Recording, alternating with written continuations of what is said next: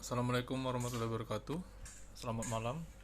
Saya Rega Hanif Yandawanda dari kelas RPE Malam ingin mempresentasikan mengenai mata kuliah sistem instalasi listrik mesin.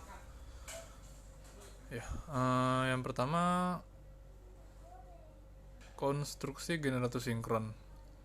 Secara garis besar, generator sinkron terdiri dari stator, rotor, dan celah udara. Stator adalah bagian diam, sedangkan rotor adalah bagian yang berputar. Celah udara adalah ruang antara stator dan rotor, seperti gambar tersebut. Ini statornya terdiri dari beberapa komponen utama. Yang pertama itu inti stator, yang kedua ada alur, yang ketiga ada tipe bentuk alur stator, yaitu terbuka, setengah terbuka, dan tertutup. Contohnya sebagai gambar itu. Oke. Yang B, rotor. Rotor itu terdiri dari 3 komponen utama, yaitu selip ring adalah cincin dari logam yang melingkari poros rotor yang saling terpisah, atau disolasi. Yang kedua, kumparan rotor. Kumparan medan rotor inilah yang berperan utama dalam menghasilkan medan magnet. Poros rotor kumparan medan diletakkan pada poros rotor yang berbentuk slot. Pada dasarnya, rotor generator sinkron suatu elektromagnet kutub medan magnet. Rotor terbagi menjadi salient, kutub sepatu, dan non-salient. Oke. Pada rotor kutub sepatu, konstruksi kutub magnetnya menonjol dari permukaan, sedangkan pada kutub silinder, kutub magnetnya rata. Pada umumnya, rotor silinder dipakai untuk rotor yang mempunyai 2 atau 4 kutub. Selain itu, pemilihan konstruksi rotor dipengaruhi juga oleh kecepatan putar prime mover, frekuensi, dan rating daya generator sinkron tersebut. Untuk generator mempunyai kecepatan di atas 1500 rpm, frekuensi 50 Hz dengan rating daya kurang lebih 10 MVA, maka digunakanlah generator rotor silinder. Sedangkan untuk generator dengan daya kurang dari 10 MVA dan kecepatannya rendah, digunakanlah generator sinkron jenis rotor kutub sepatu. Ya, ini contoh gambarnya seperti di yang saya lampirkan ini ya.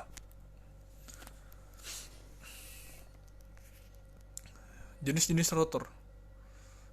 Sebagian besar energi listrik yang dipergunakan oleh konsumen untuk kebutuhan sehari-hari dihasilkan oleh generator sinkron fase banyak atau polyphase yang ada di pusat-pusat pembangkit tenaga listrik. Generator sinkron yang digunakan ini mempunyai rating daya dan ratusan sampai ribuan megavolt ampere atau MVA. Disebut mesin sinkron karena bekerja pada kecepatan dan frekuensi konstan di bawah kondisi steady state. Mesin sinkron bisa dioperasikan baik sebagai generator maupun motor. Ya, ini adalah contoh dari mesin exciter ya. Oke, fungsi dari generator sinkron itu adalah mesin listrik yang digunakan untuk mengubah energi mekanik menjadi energi listrik dengan perantara instruksi medan magnet. Dikatakan generator sinkron karena jumlah putaran rotornya sama dengan jumlah putaran medan magnet pada stator. Kecepatan sinkron ini dihasilkan dari kecepatan putar rotor dengan kutub-kutub magnet yang berputar dengan kecepatan yang sama dengan medan putar pada stator. Untuk prinsip kerjanya, kecepatan rotor dan frekuensi dari tegangan yang dibangkitkan berbanding secara langsung. Gambar 5127 memperlihatkan prinsip kerja dari sebuah generator AC dengan 2 kutub dan dimisalkan hanya memiliki 1 lilitan yang terbuat dari 2 penghantar secara seri, yaitu A dan B.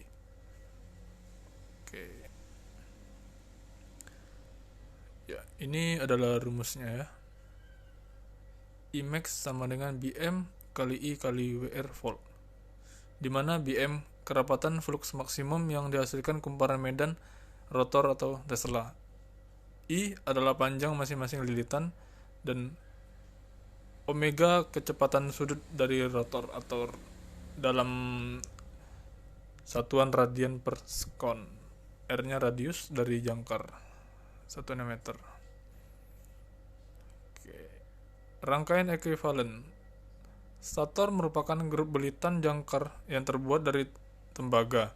Belitan ini diletakkan pada alur-alur slot di mana suatu belitan konduktor akan mengandung tahanan R dan induktansi L.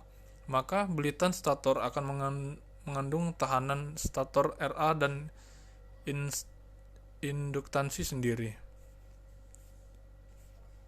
Oke, untuk kesimpulan dari presentasi ini, berdasarkan hasil analisa pengaruh perubahan beban terhadap karakteristik generator sinkron satu fasa, maka dapat diambil beberapa kesimpulan sebagai berikut.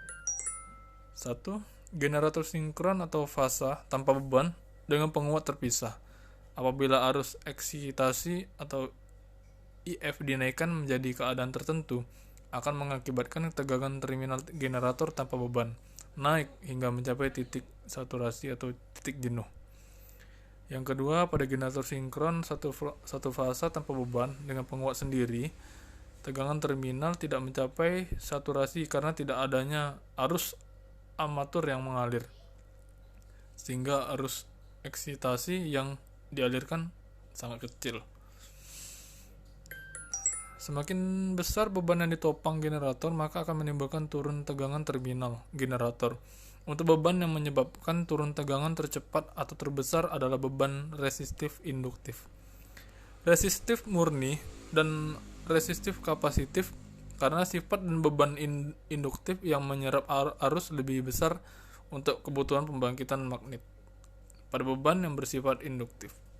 Yang terakhir, pada generator berbeban resistif kapasitif atau RC, tegangan terminal generator naik ketika arus armatur kecil karena adanya kompensasi daya reaktif dan terjadinya arus balik.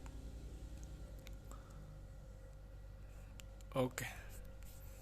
Demikian adalah presentasi dari saya untuk UAS dari matkul instalasi listrik mesin semester 2. Mudah-mudahan ilmu ini dapat berguna bagi khususnya untuk saya dan juga dapat berguna untuk mahasiswa-mahasiswa lain. Terima kasih. Wassalamualaikum warahmatullahi wabarakatuh.